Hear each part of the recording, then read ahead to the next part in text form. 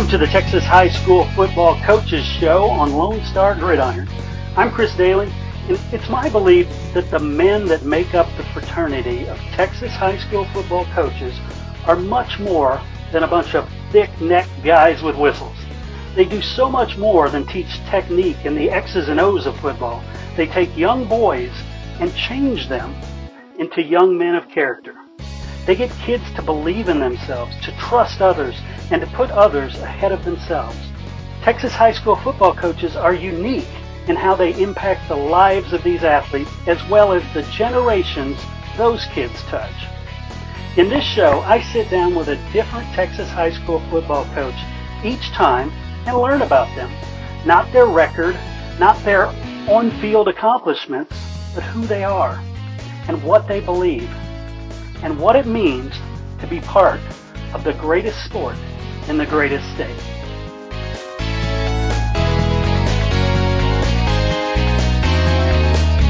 Hey everybody, welcome back to the Lone Star Gridiron Texas High School Football Coaches Show, Season 4, Episode 12.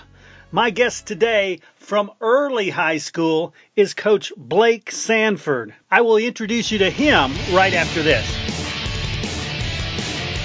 Hey, I want to give a big thank you to this season's title sponsor, Mecca Sportswear, where they are all about celebrating achievement.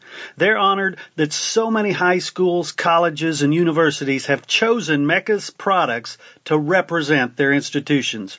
Mecca supplies you with the very best in custom letter jackets, chenille letters, patches, blankets, banners, pins, certificates, and much more to motivate and celebrate achievement in athletics, academics, or the arts. They create high-quality custom awards that will fit your budget. To see why so many great schools around Texas choose Mecca Sportswear, call Sherry Armstrong or Billy Armstrong at 210-651-6592. Mecca Sportswear, the premier suppliers of letter jackets and awards for over 40 years. Hey, I want to introduce you to our newest sponsor. It is 99 Pledges. And if you're looking for a quick and easy way to raise a bunch of money for your sports team, 99 Pledges is the best way for football teams and booster clubs to raise the most money with the least amount of effort. Donors can donate online. Each player gets their own donation page that they can share with their friends and family all over the country, like grandparents in Florida by email, text, Facebook, or any of the social media outlets.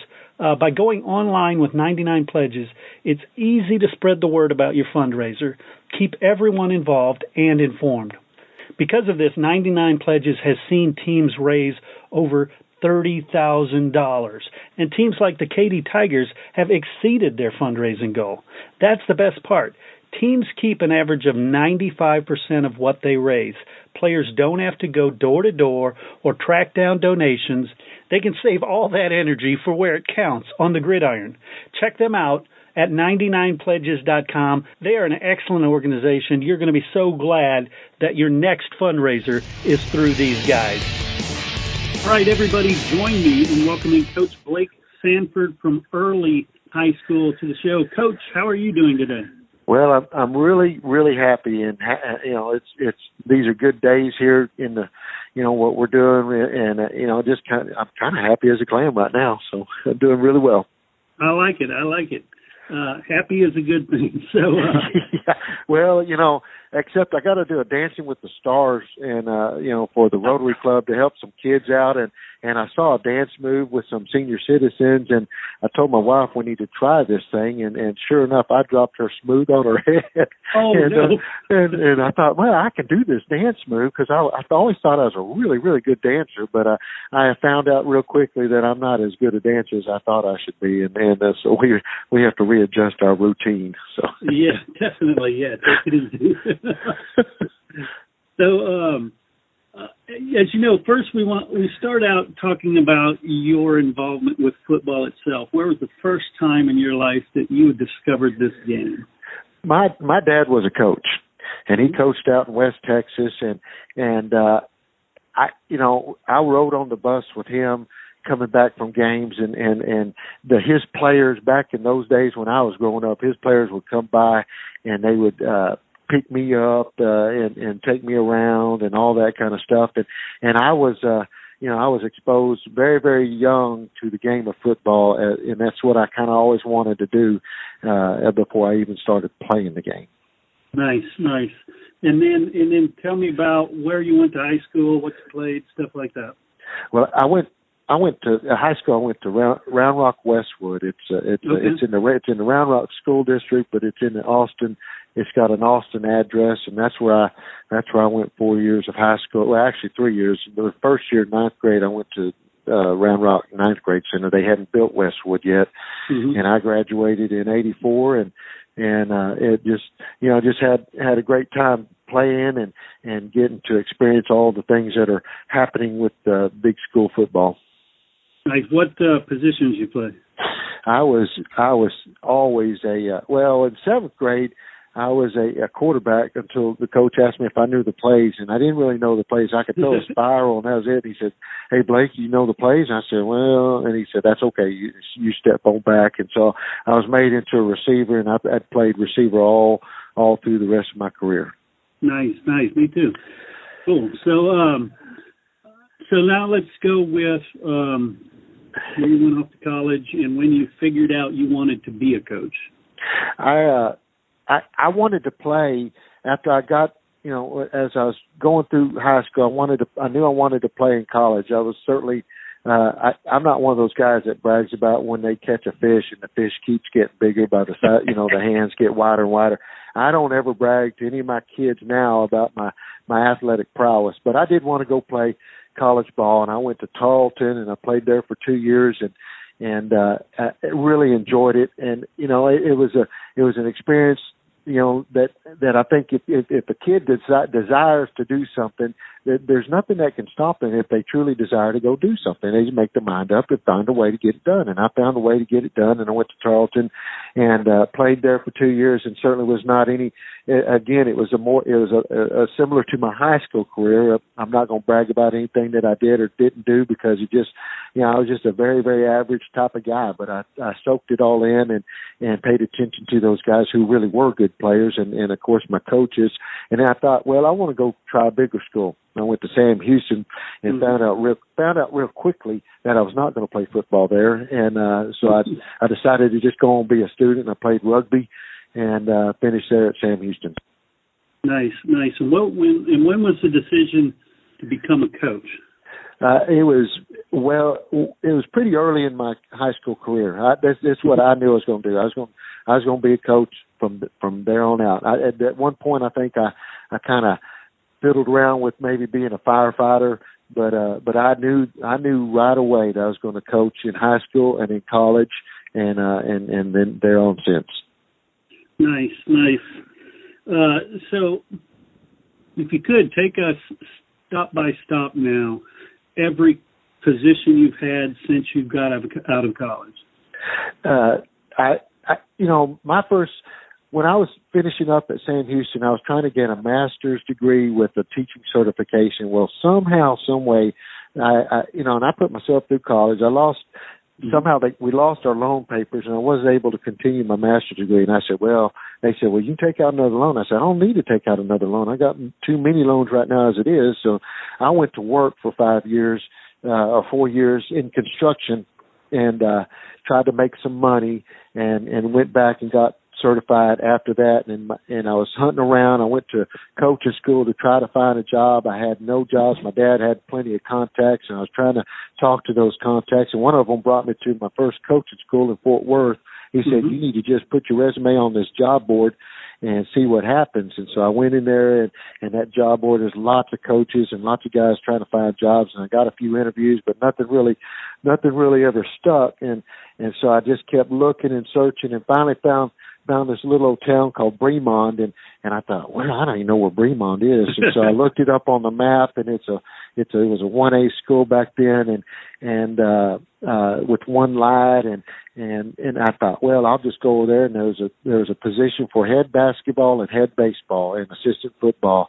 And I thought, I didn't play baseball in high school. I got cut as a freshman. I got cut as a seventh grader in basketball, and I said, well, but I can figure it out.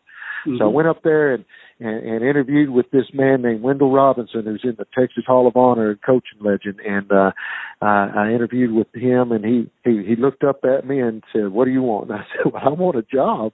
He said, come over here and sit down. And I thought he was going to eat me my first time I got to talk to him. He was just a big old bear of a man, and ended up being just like another dad to me, though, when it all got settled. And I started my career there in Bremont for 2 years, being the head basketball and head baseball, and we won a lot of football games, won a lot of baseball games. Didn't win too many basketball games, but we had a lot of fun doing it.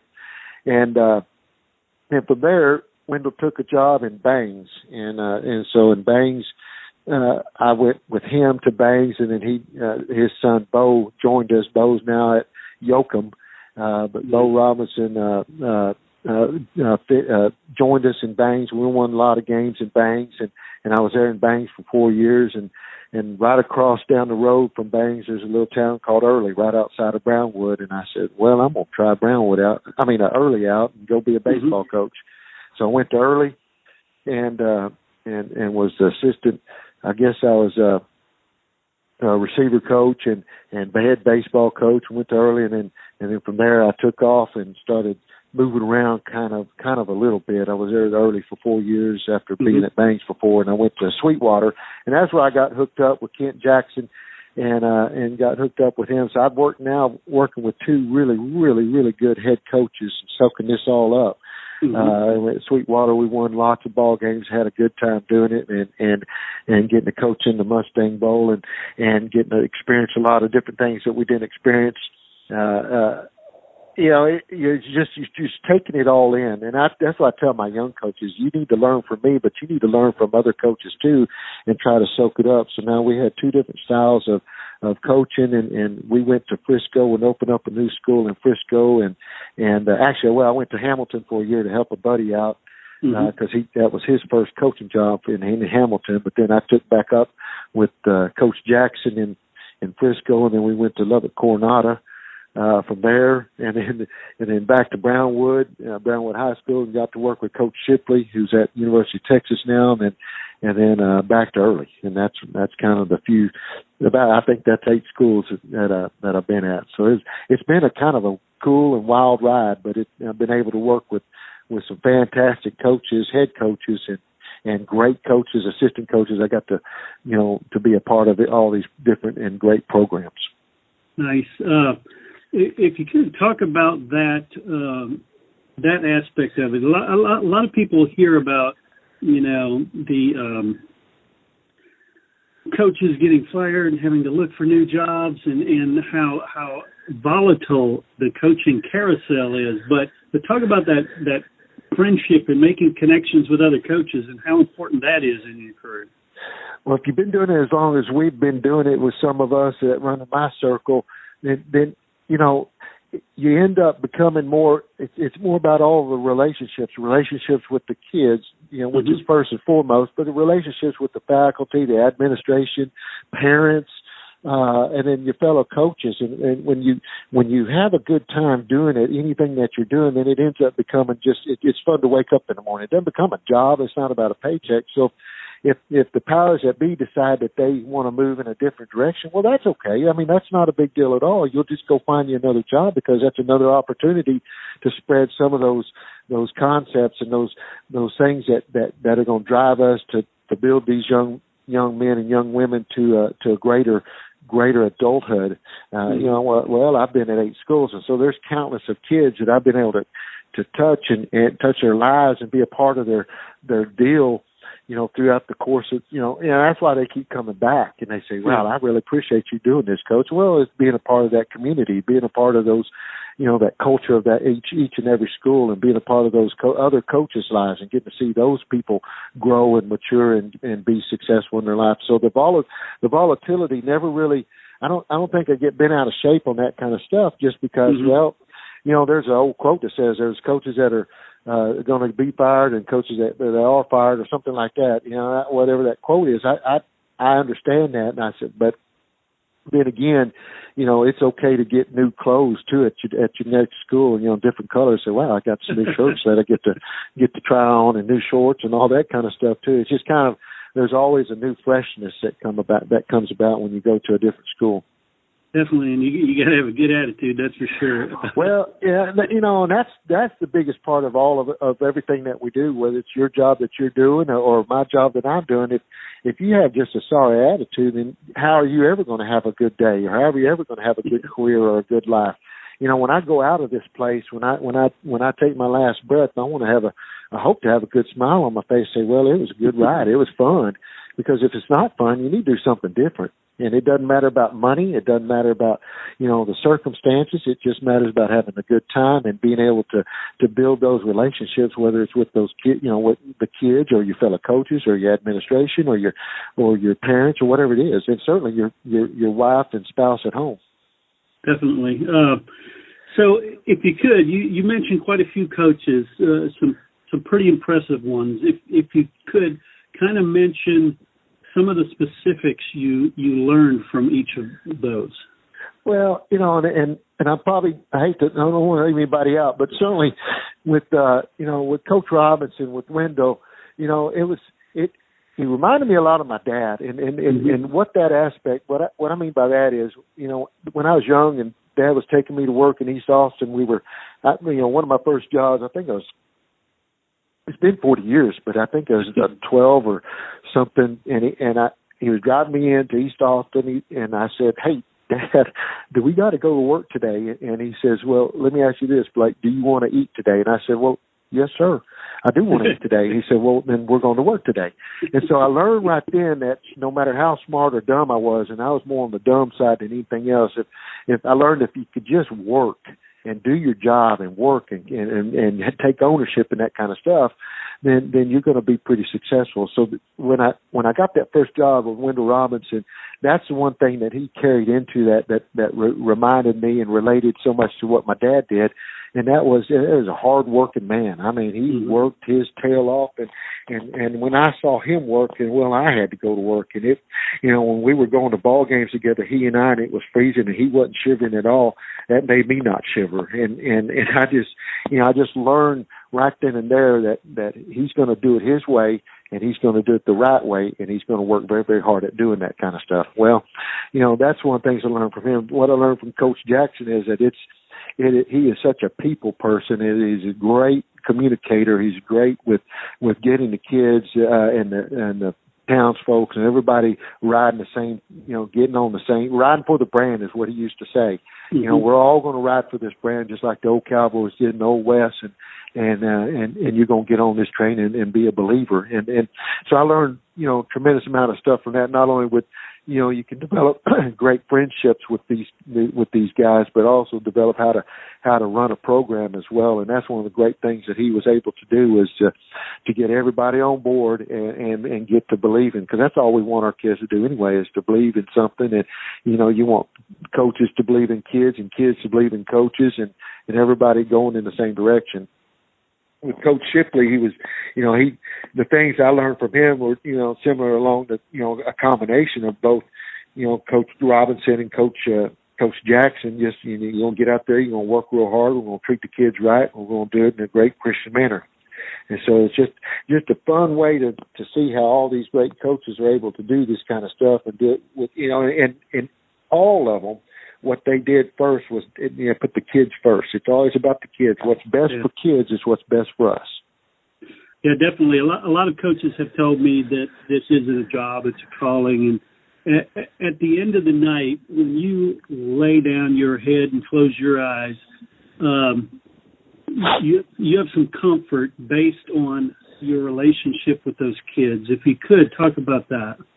Well, in today's society, and I don't know if it's any different than any other time in America, but in today we have so many, fatherless homes, and we have so many homes where these young men they don't know what it is to be a man, and that's one of the things that I'm really big on right here in early with an uncommon man type of situation where I'm going to teach them things that they're going to need to know: how to tie a tie, how to shake a hand, how to look you in the eye, how to take care of your business, how to treat your spouse right, how to treat your mom and dad right, how to do those kinds of things. That's when I lay my head down.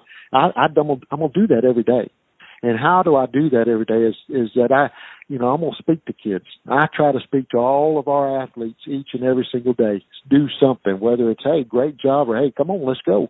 And it's going to be something. And if I do that every single day, I feel good about it when I go to bed at night, knowing that I've done something to make an impact in their life, even if it's small, because if you keep saying good job to someone over and over and over and over, before long, if he didn't have any confidence, he's going to start to get the confidence.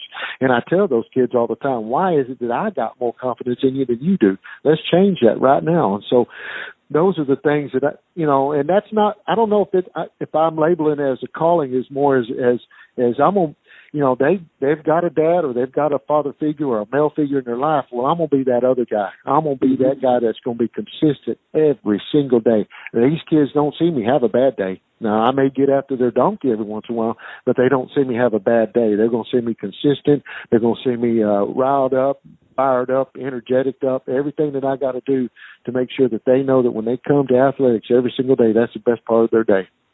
I love it. And by the way, I'm going to steal that. Get after your donkey. I love that. Well, I got lots of phrases. I don't think I made up a single one of them either. But I steal everything that I got. But the one thing I don't steal is that and I grew up. I have a great dad. He's just a wonderful guy, and I know that a lot of these kids, they don't have that. Well, I'm going to be that guy. I'm going to be that guy that's, I got a tab. I was telling somebody earlier this morning, I got a tab in the lunchroom. If anybody needs to get a lunch, they just put on old Coach Sandford's tab, and they're going to get a lunch. And it doesn't matter if they're an athlete or not. I don't care. But that's one of the things that my wife and I had designed to do is that we're going to make sure that, these kids are going to get a meal. They're going to get some love. They're going to get a helping hand, and they're going to get after it too. But it's not a harassing deal, but it's an ongoing deal. If I don't see a kid in that weight room, they're going to know about it, and they're going, oh, here comes Coach again. And but they're also going to know that if they need a tuxedo for the prom or whatever it is, money to go take their girl on a Coke date, then they're going to get that. It doesn't matter, and it doesn't matter who it is. In fact, it doesn't matter if it's a fellow coach or not either. If they need that kind of stuff, because that's what we're going to do. Is when we die and we go out and we leave this earth, we don't take all that cool stuff that we have sitting in my office or driving trucks or any of that kind of stuff. It is about those impacts that I make, and hopefully I can get, a couple folks to show up at the funeral anyway. I love it. So, when people who aren't around this hear about coaches, especially high school coaches, they think about fiery halftime speeches or blowing your whistle and chewing somebody out. Talk about how it's not just you do A, B, and C. It's unique for each kid. It is, and really, and I told this to some of my young coaches. I said, don't you dare raise your voice and bring out this into a kid until you know that kid.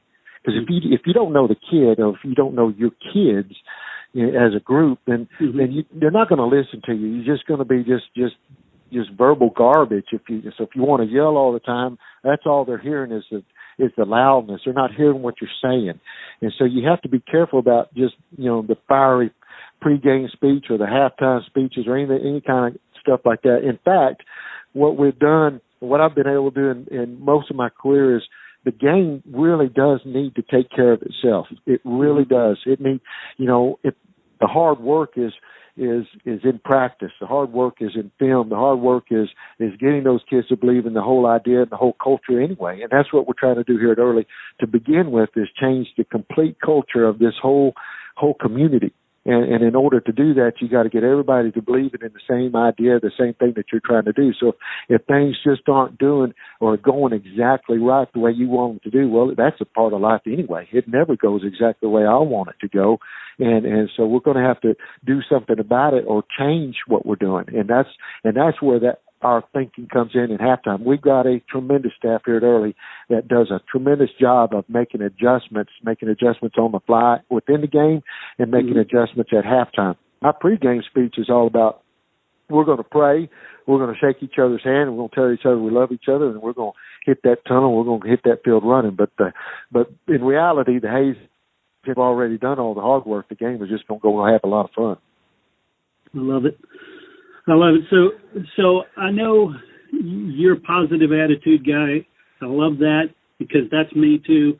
But I'm sure there are times when things are going tough. When that happens, is there a moment or story from your career that you can think back to make you feel like, okay, this is all going to work out? Well, I think there's lots of instances that happens because it happens all the time. But, one of the things that, we told our kids in baseball is if you strike out in the first inning, does that mean you're going to strike out in the third inning? And they say no. Well, I said, well then quit predicting what your future's going to be. You don't really know.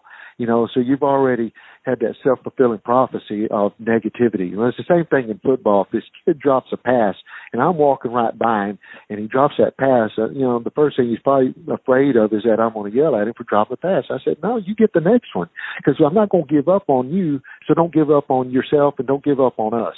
Go catch that next one. And the reason that happened is because I was that little guy in high school walking by. Kelly Reeves was my high school head coach, and he was a big bear of a man himself. And I'm walking right by, running a route, and he's walking right by where I'm trying to run a post route.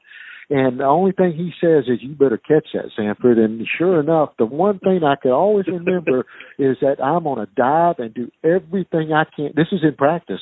Everything I can to catch his pass. And I did. It wasn't pretty, and it looked awful. And it might have made a funniest home videos, but it would have made a YouTube video. And so, but I caught that sucker, and because he said, you catch that ball, and I did. And so I knew from then on that the positive deal is going to outreach anything else that you're going to do. Nice. I love it. So looking forward, what's on your coaching bucket list? Well, continue to make these associations with the coaches, or keep the relationships going with the coaches that I've been able to coach with in the past.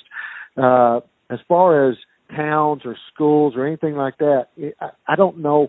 I think everybody would say they'd like to go coach at this school or that school, but I think you got to be where your feet are and live where your feet are. And I like where my feet are right now, and I think that says something to most of the people that are here around this state, that they like where they are and want to do the job. But it's certainly not as volatile as it used to be. It seems like back in the 60s and 70s where they're always looking for the next job. The people that I'm around, they like where they're at. They want to stay there and plant roots and raise a family in those different communities, and that's certainly what I like doing is continuing that through my career. I was telling somebody the other day that I won't get out of this, only until if I don't have the energy to wake up every morning and go be a part of these coaches and these kids' lives. So my bucket list ends up being more of taking these trips with Kent. We go see Journey and Def Leppard and stuff like that, or take the wife and go do things that we haven't been able to do before. We'll take quick trips to go do that. Those are the things that might be on my bucket list. I tell you what's not on my bucket list is jumping out of airplanes or any of that kind of stuff. I don't want to do any of the skydiving or any of that stuff. But the coaching bucket list I've done. My resume looks really fantastic because I've been able to be in some great programs with some great coaches. Nice. And I think I told Kent, I got to figure out how I can get involved in these trips with you. Well, that's right. If you got a desire to hear some old rock and roll, and come on, we'll take anybody. But I'll tell you, our trips are designed around food and the Food Network and Triple D, because we're going to go and we're going to go eat. My mother was 100% Italian, which makes me, and I'm proud of it, 50% Italian, and that's the eating side. I love to eat, and so it's in fact, I'm trying to diet right now, but it's and which is no fun at all. But it's the thing is that when we go out with these coaches and their wives and get to experience, just have a lot of great laughs. It's that common brotherhood and that common bond of we get to go do this stuff away from school, but we all share the same goal and motivation, which is impacting every kid's lives, years and years and years. Amen, brother. Coach Blake Sandford, I want to thank you so much for sitting down with me and sharing a little bit of your story. Well, I'm honored to be asked to do this. This is a great thing that you got going, and this is probably one of the things on the bucket list would be a part of this deal right here, and I really appreciate it. Love it. Rocket Man, the story of D.W. Rutledge and the Judson High School football dynasty, is a must-read. It provides complete coverage of every game coached by Rutledge, but more importantly, tells the stories of the impact he has had on the tens of thousands of students, parents, coaches, administrators, and fans. Dr. Charles Breithaupt and Chris Daly, both well-known in the Texas high school football community, joined forces to tell this much-needed and inspiring tale. Get your copy now at rocketmanbook.com. This show is brought to you by the book, All I Need to Know I Learned from My Texas High School Football Coach, a handbook of wisdom for parents, young people, and yes, even coaches. Head over to www.learnedfromcoach.com and order your copy to support sharing the stories of these great coaches and leaders. That's learnedfromcoach.com. All right, once again, I want to thank Coach Blake Sandford for sitting down, sharing a little bit of his story with me. And I want to ask you to please support the sponsors of this show. They are so crucial in making sure we can bring you these great stories of these amazing coaches week in and week out. Until next time, we'll see you at the game.